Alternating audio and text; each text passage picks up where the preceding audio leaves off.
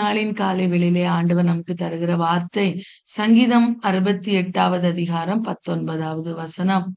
எந்நாளும் ஆண்டவருக்கு ஸ்தோத்திரம் உண்டாவதாக. நம்மேல் பாரம் சுமத்தினாலும் நம்மை ரட்சிக்கிற தேவன் அவரே. அன்பான தேவ பிள்ளைகளே, இந்த வார்த்தையானது சங்கீதக்காரனாகிய தாவீதால் சொல்லப்பட்டதுதான்.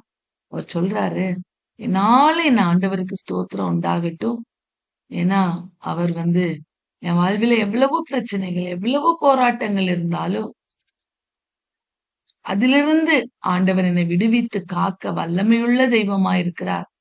அவர் என்னை காத்து நடத்துவார் என்கிற ஒரு மேலான விசுவாசத்தை அவர் வெளிப்படுத்துகிறதை பார்க்கிறோம்.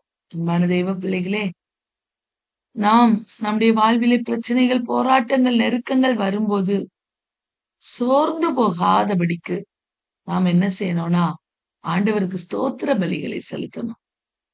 ஸ்தோத்திரங்களை செலுத்தி ஆண்டவர் என்னை ரட்சிக்கிற தெய்வம்.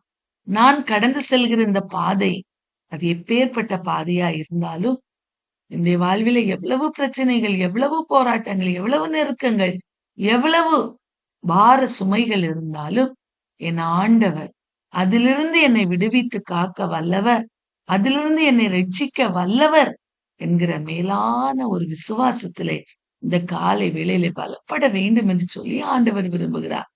என் மேல பார சுமத்தினாலும் என் ஆண்டவர் என்னை ரட்சிக்கிற தெய்வமா இருக்கிறார். நான் கடந்து செல்கிற இந்த பாதையிலிருந்து எனக்கு ஒரு விடுதலையை தந்து என்னை சுகமாய் வழி நடத்த வல்லமையுள்ள என் தகப்பன் என்னோடு இருக்கிறார். நான் பயப்படுவதில்லை, அவர் என்னை ரட்சித்து காத்து வழி நடத்துவார் என்கிற அந்த விசுவாசத்திலே இந்த நாள் முழுவதிலும் பலப்படுவோம். ஆண்டவர் நிச்சயமாய் நம்முடைய வாழ்விலே பெரிய காரியங்களை செய்வார்.